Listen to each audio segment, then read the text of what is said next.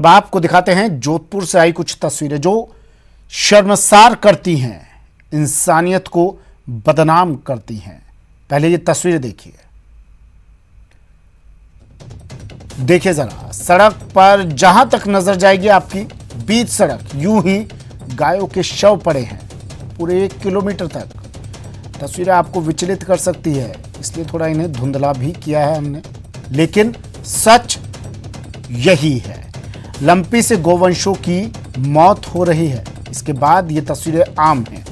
नियम कहता है, सरकार के निर्देश है, गाय की मौत के बाद गहरा गड्ढा खोदकर उसे दफनाया जाए, लेकिन उसकी तामील कितनी हो रही है उसकी बानगी ये तस्वीरें हैं जो आई हैं जोधपुर के गंगाना रोड पर स्थित राजीव गांधी कॉलोनी से, जहां सड़क पर गायों के शव पड़े हैं, सड़ रहे हैं, बीमारियों को दावत दे रहे हैं। इलाके के लोग दुर्गंध में जीने को मजबूर हैं, लेकिन प्रशासन है जिसे शायद कुछ दिखाई नहीं देता और सियासत तो हो ही रही है। जोधपुर बात है कि जिस तरीके से गायें मीलों दूर तक उनके शव बिखरे पड़े हैं, खुले में हैं, जो संक्रमण को भी न्योता देते हैं और एक तरीके की आस्था पर भी प्रहार करते हैं।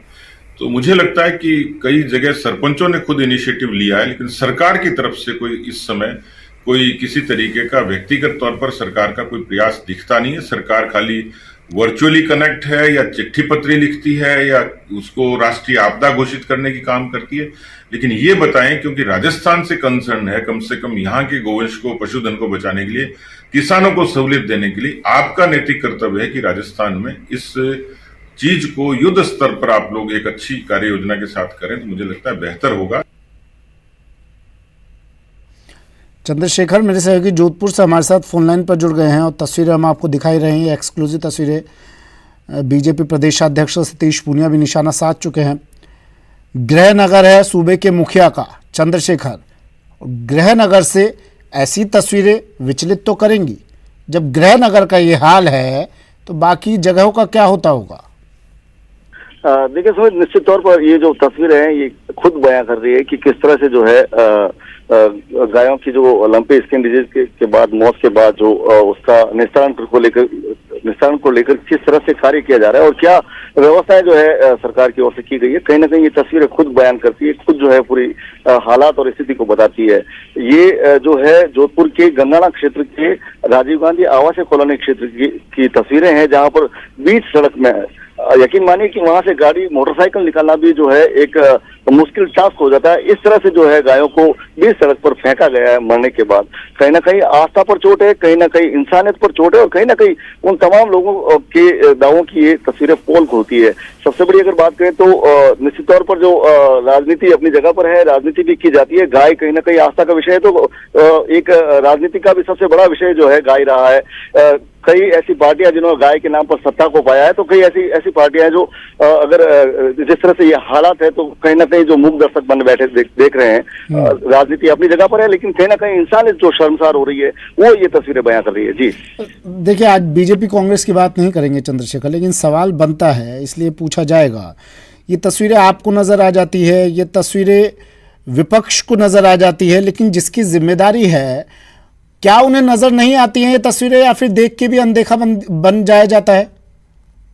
देखिए, जिम्मेदार अधिकारियों से जब हमने बात की तो उन्होंने जो है कैमरे के सामने बोलने से इनकार कर दिया, लेकिन उन्होंने ये कहा है कि हमारी तरफ से जो नगर निगम का जो कार्बेज हाउस है उसमें पूरी तरह से व्यवस्थाएं की गई है। लेकिन कहीं ना उनका ये आरोप है कि जो निजी ट्रैक्टर चालक है जो शवों को इधर उधर फेंक के चले जाते हैं।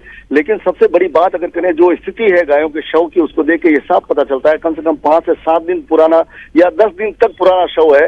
और एक साथ जो है एक ट्रैक्टर चालक की ये हिमाकत नहीं हो सकती कि करीब 100 से 150 गायों को इस तरह सड़क पर डाल के चला जाए। तो अगर 10 दिन 12 दिन तक लोग वहां पर रहने, आसपास के लोग रह रहे हैं, लगातार शिकायत करते हैं, मीडिया तक पहुंच जाते हैं लोग और अपनी पीड़ा को बयां कर देते हैं, तो निश्चित तौर पर उन्होंने प्रशासन को भी इस बात को लेकर अवगत कराया।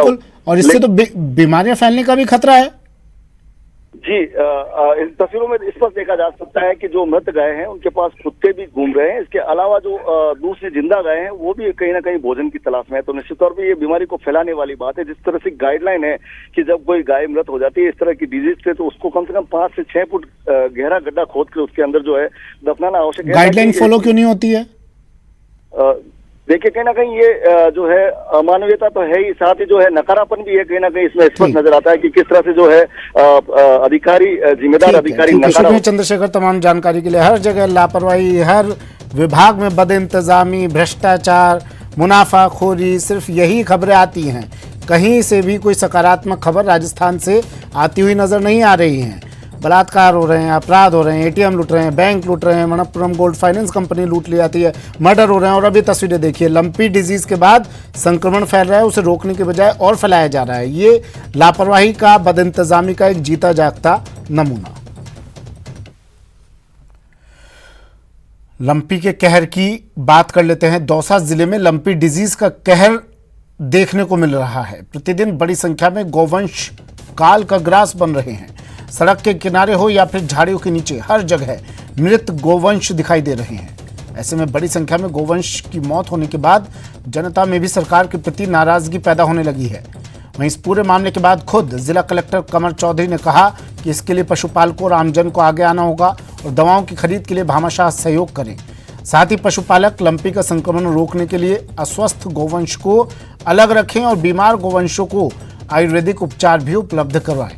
इधर पशुपालन विभाग के चिकित्सकों का कहना है कि जो गाय लंपी से ठीक हो रही है वो भी संक्रमण फैला रही है, क्योंकि गाय जब खुले में घूमती है तो मक्खियां एवं मच्छरों के माध्यम से ये वायरस दूसरे जानवरों में पहुंच रहा है। कलेक्टर साहब कह रहे हैं कि जो गाय घूम रही है वो वायरस फैलाती है मक्खी मच्छरों के द्वारा, लेकिन कलेक्टर साहब को दूसरी जगह पर जो मृत गाय खुले में फेंक दी जा रही हैं उनके ऊपर जवाब देने से लोग बच रहे हैं, जिम्मेदार बच रहे हैं, उस पर कोई नहीं बोल रहा है।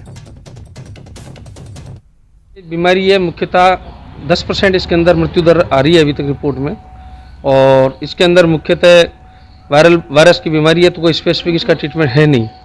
गवर्नमेंट ने कैप्री वायरस जो होती है, गोट पॉक्स जो वैक्सीन है, उसका सुझाव दिया है उन एरियो में जहाँ पर ये बीमारी नहीं फैली है। हमने कुछ क्षेत्रों में ये गोट पॉक्स वैक्सीन लगाई है, जहाँ पर ये वैक्सीन लगाई है वहाँ हमको पॉजिटिव रिजल्ट मिले हैं। उन जानवरों में बीमारी तो मिली है, परंतु इस स्तर पर नहीं मिली कि वो मृत्यु के कदम तक पहुंच सके। देखिए, जैसे आप जानते हैं लंपी वायरस का प्रकोप जिले के बीच में बढ़ता जा रहा है दिन ब दिन। जब तक समाज और किसान साथ में मिलके नहीं आएंगे तो इसको कंट्रोल करना थोड़ा सा मुश्किल है। जो आवारा पशु हैं उनके बीच में भी कई जगह प्रकोप हमें देखने को अब मिल रहा है। जब तक समाज साथ में आएगा, उनको जो आयुर्वेद की दवाइयाँ या आयुर्वेद के जो नुस्खे हैं उनके ऊपर जो उनको खान पान कराना है, उसके बीच में अगर समाज आगे आता है, जैसे बहुत सारे जिलों में अगर आप देखेंगे, जालोर में, बाड़मेर में, बीकानेर में समाज आगे आया है, कई युवा ग्रुप्स आगे आए हैं। उन ग्रुप्स ने हल्दी, अजवैन, इनके लड्डू बना के खिलाए हैं, जो बहुत सार्थक साबित हुए हैं। ब्रेक के बाद स्वागत है आपका। बढ़ते हैं अगली खबर की ओर। भारतीय जनता पार्टी की ओबीसी राष्ट्रीय कार्य समिति की विधिवत बैठक आज से शुरू होने जा रही है। उद्घाटन सत्र में भूपेंद्र सिंह मुख्य अतिथि के रूप में मौजूद रहेंगे। भाजपा राजस्थान की विकास यात्रा, मोदी सरकार की उल्लेखनीय उपलब्धियां, भारतीय जनता पार्टी की विकास यात्रा, गरीब कल्याण को समर्पित मोदी सरकार की योजनाओं के संबंध में पोस्टर एवं बैनर के जरिए जानकारी प्रदर्शित की गई। समूचे कार्यक्रम की अध्यक्षता करने वाले के लक्ष्मण के अनुसार अन्य पिछड़े वर्ग के आरक्षण का मुद्दा जब भी आया है कांग्रेस ने कभी समर्थन नहीं किया।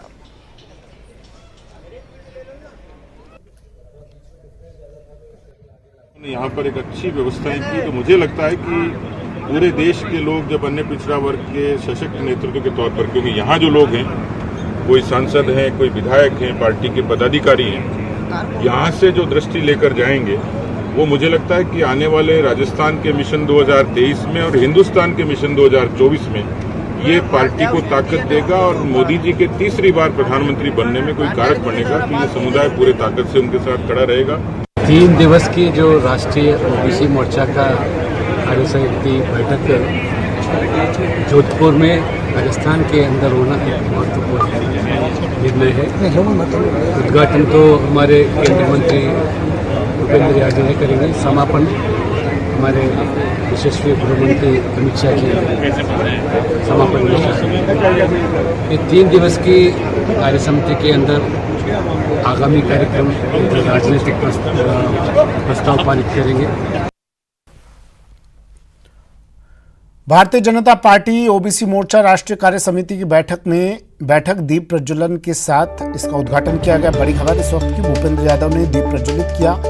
उद्घाटन मंच पर के लक्ष्मण, सतीश पूनिया मौजूद रहे। कृषि मंत्री कैलाश चौधरी भी इस दौरान मौजूद रहे। बिहार के पूर्व उप मुख्यमंत्री भी इस दौरान मौजूद रहे। ओम प्रकाश भड़ाना भी मौजूद रहे।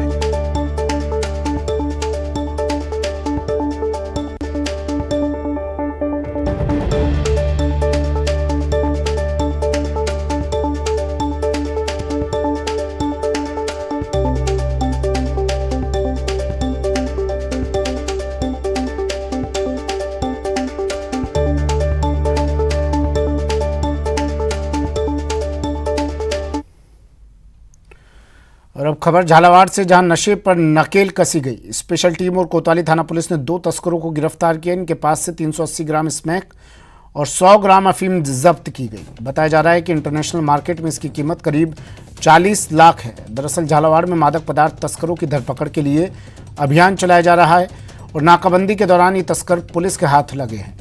बहरहाल पुलिस अब दोनों आरोपियों से मादक पदार्थ तस्करी से जुड़े इनके नेटवर्क के बारे में जानकारी खंगाल रही है। कोतवाली थाना क्षेत्र के अंदर एनडीपीएस एक्ट में मुकदमा दर्ज किया गया है। इसमें 2 आरोपियों मुकेश और मनोहर को गिरफ्तार किया है। मुकेश के कब्जे से 380 ग्राम स्मैक मिली है और मनोहर के कब्जे से 100 ग्राम अफीम मिली है। दोनों ही आरोपियों को गिरफ्तार किया जा चुका है। दोनों से अब तक की प्रारंभिक पूछताछ में उन्होंने हेमराज नाम के व्यक्ति से दोनों ही मादक पदार्थ को लाना बताया है। झुंझुनू के रिको एरिया में स्थित हुंडई के शोरूम में देर रात आग लग गई। आग से करोड़ों रुपए का नुकसान हुआ। झुंझुनू समेत कई जगहों की दमकल ने पहुंचकर आग पर काबू पाया।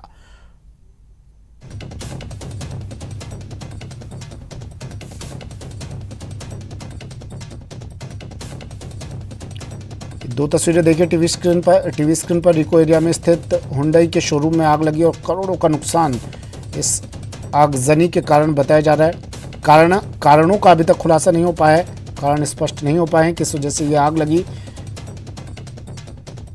झुंझुनू से बड़ी खबर, रिको एरिया में स्थित है ये हुंडई का शोरूम, जहां ये आग लगी और काफी नुकसान।